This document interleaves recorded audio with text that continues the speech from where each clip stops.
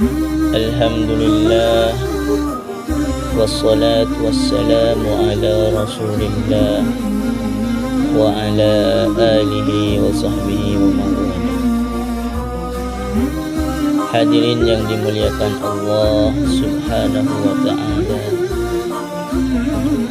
marilah kita bertakwa kepada Allah dengan menjalankan perintah-perintah Allah dan menjauhi larangan-larangannya yang zahir maupun yang batin dalam urusan apa saja, urusan pribadi kita maupun urusan masyarakat kita, urusan keluarga kita maupun urusan ekonomi kita, dengan satu keyakinan bahwa tidak mungkin kita mendapatkan kesuksesan dan kebahagiaan, kemuliaan dan keselamatan kecuali bila kita taat kepada Allah dan menjauhi larangan-larangan Allah. Kita adalah hamba-hamba Allah, tinggal di bumi Allah. Nasib kita ditentukan oleh Allah. Bagaimana mungkin kita akan bahagia? Bagaimana mungkin kita akan selamat tanpa kita mendapatkan ridha Allah, tanpa kita menjalankan perintah-perintah Allah dan menjauhi larangan-larangan Allah?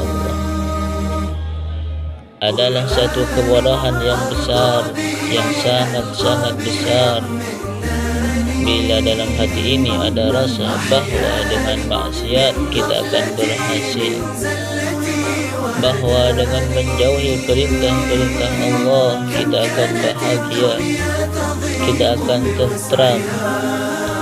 Itu adalah pikiran syaitan dan bisikan-bisikan syaitan yang akan menghancurkan kita di dunia dan di akhirat. Hadirin yang dimuliakan Allah subhanahu wa ta'ala, janganlah kita terkesan dengan keadaan-keadaan dunia ini. Keadaan dunia cuma sebentar saja, hari berganti hari, bulan berganti bulan. Dunia semua akan kita tinggalkan. Pandanglah negeri akhirat yang kekal abadi, yang selama-lamanya. Apakah ada gunanya kemuliaan dunia ini bila kita celaka di dalam akhirat? Apakah ada gunanya kekayaan dunia ini bila kita miskin di akhirat? Apakah ada gunanya kita dicintai orang di dunia sedangkan Allah membenci kita? Hadirin yang dimuliakan Allah subhanahu wa ta'ala, jangan kita tertipu dengan keadaan-keadaan dunia ini. Fala taghurrannakumul hayatud dunya wa la yaghurrannakum billahil gharur. Maka sekali-kali janganlah kehidupan dunia memperdayakan kamu, dan sekali-kali janganlah syaitan yang pandai menipu memperdayakan kamu tentang itu. Jangan kita tertipu dengan keadaan-keadaan dunia ini, dan jangan pula ditipu oleh syaitan.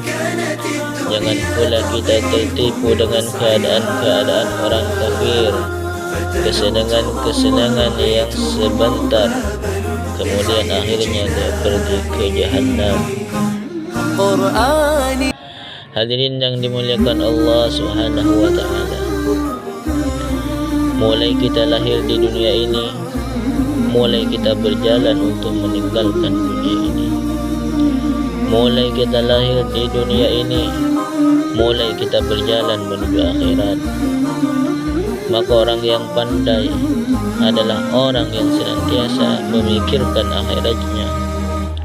Orang yang cerdas adalah orang yang memikirkan akhiratnya.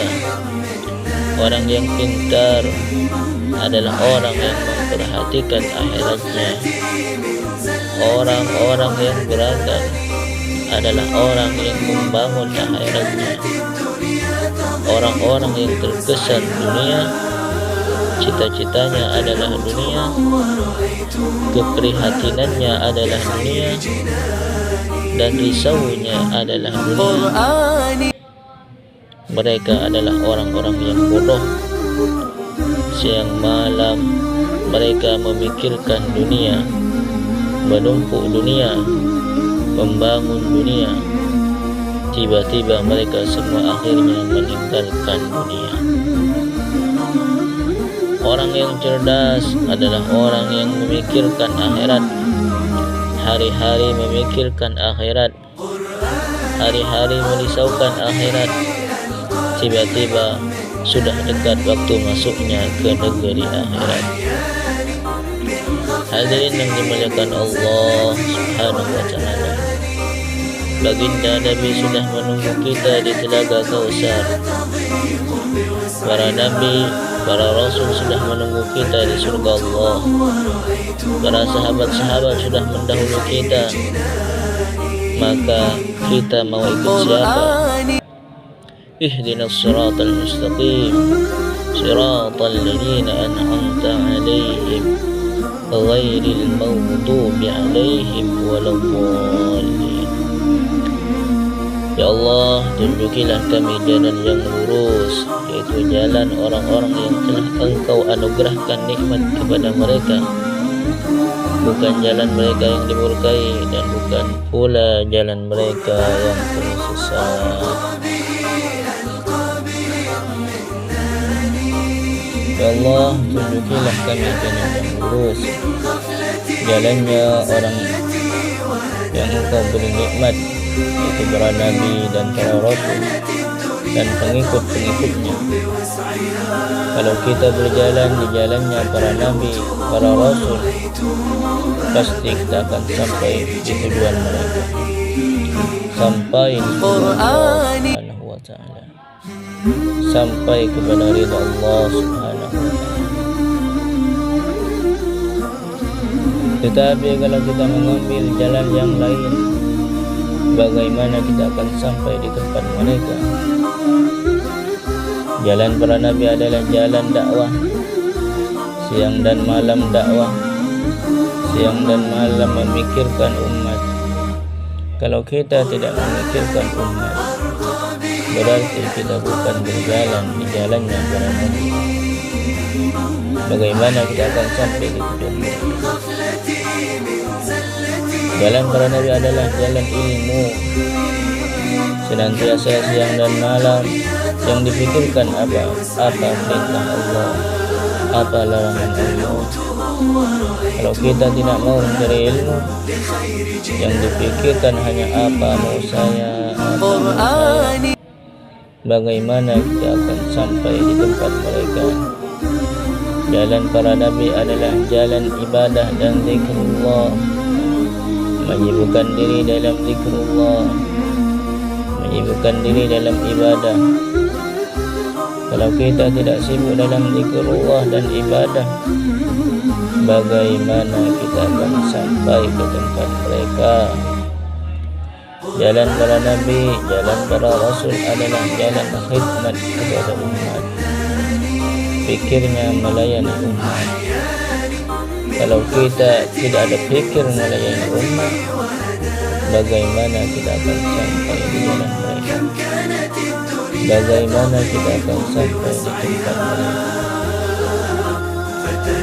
Maka hadirin yang dimuliakan Allah, walaupun kita ini kecil, walaupun kita sakit-sakitan, tetapi kalau kita berjalan di jalan para nabi, berarti sebentar lagi kita akan menjadi orang yang sehat, sebentar lagi menjadi orang yang kaya raya, sebentar lagi menjadi raja-raja di surga Allah. Sebaliknya hadirin yang dimuliakan Allah, walaupun kita orang paling kaya, paling sehat, namun bila kita berjalan di jalan yang lain, bukan jalannya para nabi. Sebentar lagi kita akan menyesal, sebentar lagi kita akan menjadi orang yang susah, yang selama-lamanya. Oleh karena itu, hadirin yang dimuliakan Allah Subhanahu wa Ta'ala, senantiasa kita berdoa siang dan malam, terutama dalam waktu sholat, agar kita dimudahkan oleh Allah untuk berjalan di jalan mereka. Demikian yang bisa saya sampaikan, kurang lebihnya mohon dimaafkan. Assalamualaikum warahmatullahi wabarakatuh.